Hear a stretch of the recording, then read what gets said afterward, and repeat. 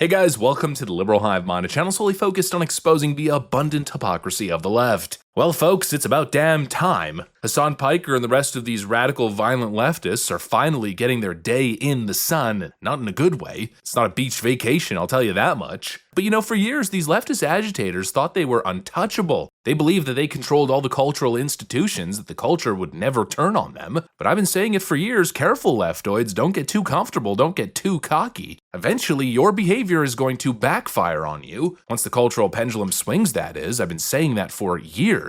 But they, of course, did not listen to our warnings. They never do. It always falls on deaf ears. And now, well, they're getting hit with the damn pendulum straight in the frickin' forehead. And oh boy, is it glorious. Hasan Piker just showed up on ABC News in Australia, and for those who aren't aware, that's a leftist rag in the Australian media world, and well, even there, Hasan Piker is now getting confronted on his history of despicable, disgusting incitement and violent rhetoric, and his response has got to be one of the most pathetic things I've ever heard. Let me show you guys exactly what's going on here. We got some stuff to get into, so let's roll the tape. Alright folks, so take a look at this interaction right over here, or this confrontation. I want to ask you about your own rhetoric. I noticed that Elon Musk has been posting about you.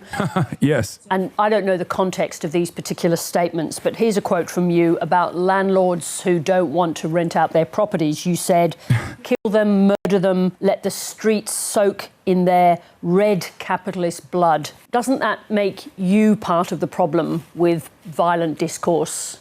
This was in a conversation that I was having with a landlord friend of mine, and it's of course hyperbolic, and it's not meant to be sincere. This is not sincere advocacy. It's not a real policy that I would ever advocate for, and that's precisely the reason why when Republicans were desperately looking for any sort of incisive language that they could present, they went back to a very obvious instance of LARPing, an insincere statement that is obviously hyperbolic from, I believe, 2018. My question stands nonetheless. Doesn't that kind of language contribute to the atmosphere of violent, even lethal violence in the United States? I don't believe that my insincere statements that don't reflect on any of my beliefs whatsoever in 2019 has led to any sort of real world violence. Ah, I see. It was just a joke, bro. Oh, he looks like a kid that was caught with his hand in the cookie jar. And let's be absolutely honest about his pathetic stumbling response. The "it was a joke, bro" routine is the oldest trick in the book. It was just a prank, bro. This is how the biggest grifters on the planet dodge accountability. Say something violent and inflammatory to rile up your radical base and followers. Then when the world notices, call it irony, satire, it's hyperbole. Oh, he was just LARPing. First of all, yes, we know you're LARPing as a communist revolutionary while being the most money, fame, and material-obsessed individual on planet frickin' Earth. But obviously, it wasn't just a joke. It wasn't just an isolated moment either. No, it's a pattern of disgusting behavior that this guy has been engaging in. It's not just one throwaway soundbite. It's a years-long playbook of normalization, normalizing violent metaphors, normalizing the dehumanization of people you disagree with, or capitalists, meaning pretty much everybody in the country, even his own family, for Pete's sake. We're talking years of cultivating an audience that starts to think that violence is a legitimate solution. That is not comedy, that's radicalization. This guy's the biggest fraud in the game.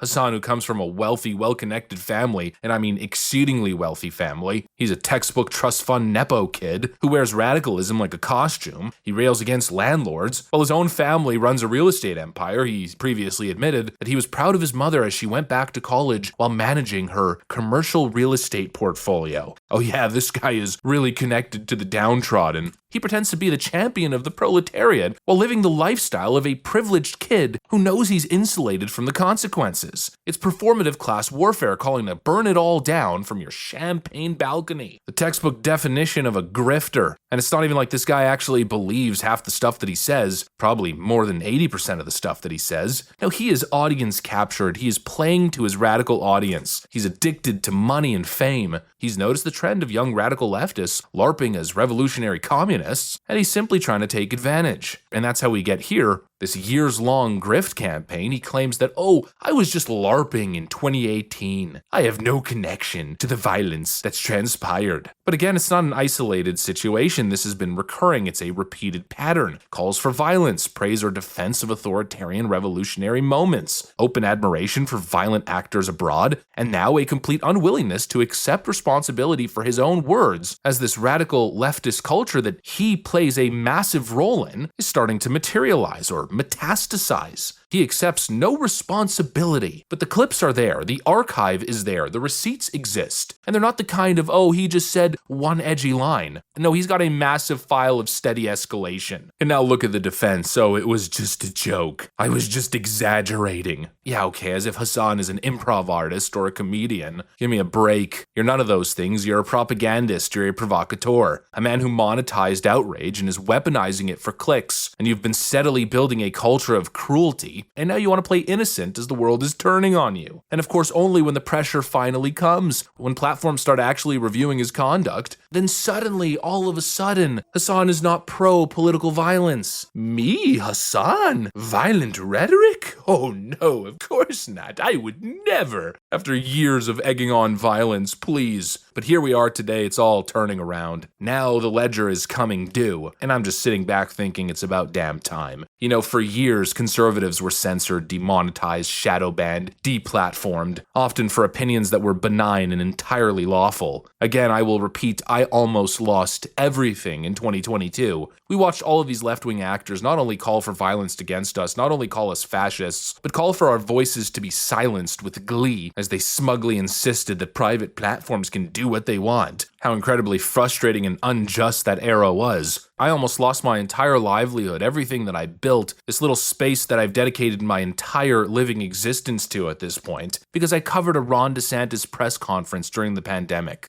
I almost lost everything for simply playing a 15-second video of the governor speaking about masks, relevant political discourse that I was simply reacting to. And all the while, guys like Hasan were calling for violence, blood in the streets, and a spotlight was never put on them. Not even a glance. We got the hammer dropped on us for nothing. Meanwhile, Hasan Piker and his ilk could run openly calling for murder, cheering on political violence, glorifying terrorists, glorifying authoritarian communist regimes that killed millions, that destroyed dissenters. You know, this kind of ideology. The day after Charlie Kirk died, I was in class. My teacher said, I'll give you 5 minutes for hot takes about Charlie Kirk.